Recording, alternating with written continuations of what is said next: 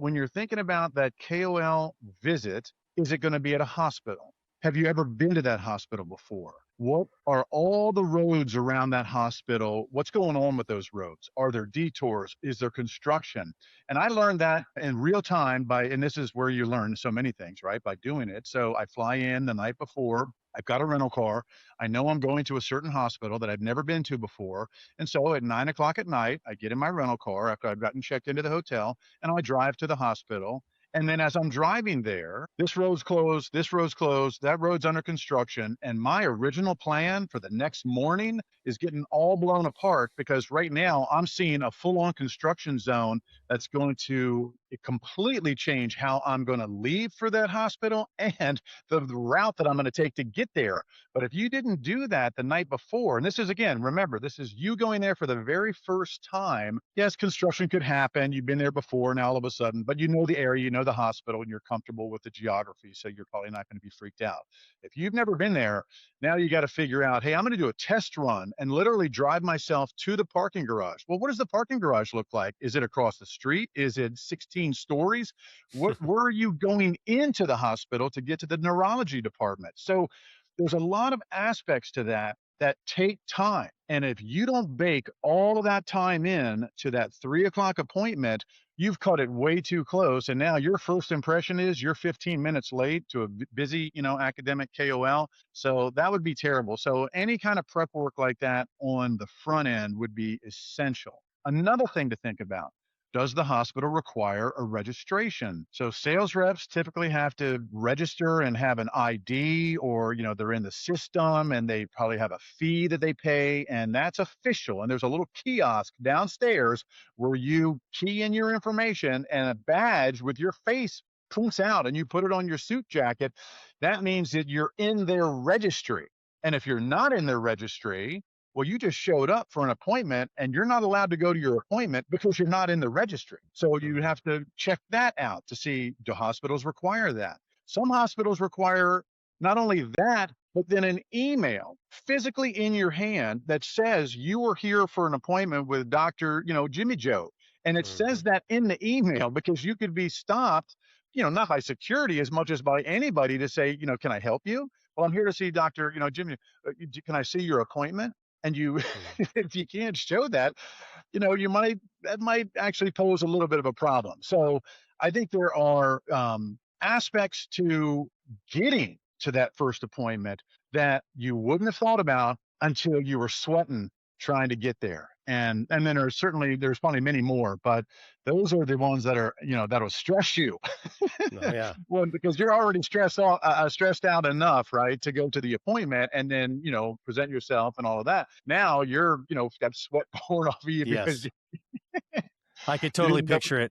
Those are such practical insights, Jamie. Thank you for sharing that. That's really important. How much gold is it if you find something like personal about them, like they were a college swimmer, or they love horseback riding, or they love to sail or something, and using that as part of your rapport building in the KOL meeting? You're bringing up an absolutely essential aspect of that, that interpersonal interaction between a science person from the company and a clinician scientist out in, like I said, academia or private practice.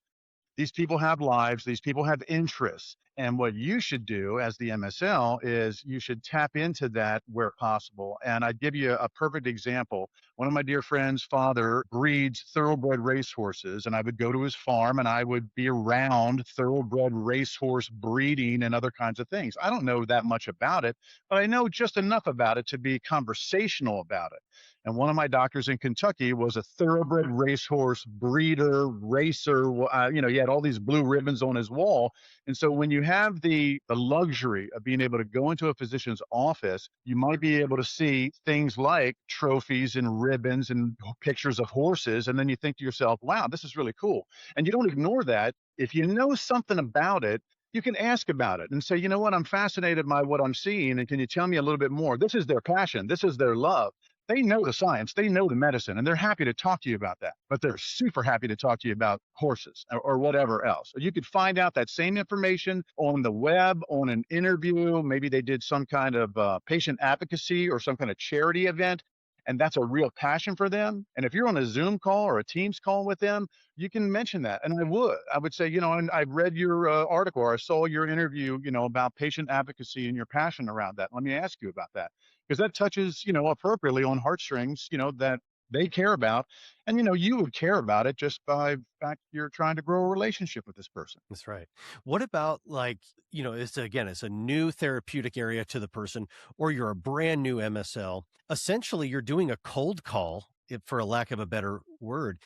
Is it an email outreach? Is it a phone outreach? Is there another way that you reach out to the person? How do you actually set that first meeting up? Yeah. So therein lies the idea of start from the idea that you don't have any resources within your own group or your own company, right? Because if you did, somebody could reach out and say, "Hey, Doc Brown, I've got a new colleague.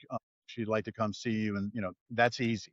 But if you're reaching out and you can find their email, you could find it in a registry like for oncology would be the ASCO, or the registry where all the oncologists' emails would be listed. And you could just send an email. "Hi, I'm Jamie Edwards. I am an oncology MSL working for such and such and so and so. I'm new to the territory and I would love to come by and introduce myself." Now, that might get an answer, and more often than not, it might not get an answer. You can try a couple times. You don't want to be crazy like a stalker. I mean, there's a sweet spot in there about you've done it 2 or 3 times, maybe 3, okay. And then you think, okay, are they presenting at a meeting? Are they presenting at a local meeting? Do they attend a local meeting, like a local gastrointestinal meeting or what have you, or the big meetings?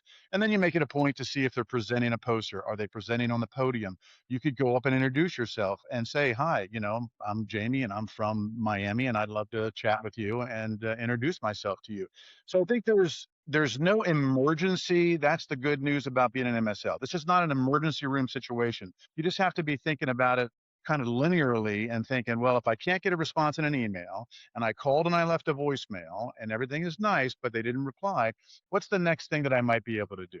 And that could be to go to a meeting, see if you could find them in person and introduce yourself, and then see where that would go from. In that initial outreach, would you recommend to drop maybe something personal, like, "Hey, I've been reading a lot about you and I noticed that you're into horse racing," or whatever it was. "I am too, but also I'm this," or is that too personal too early?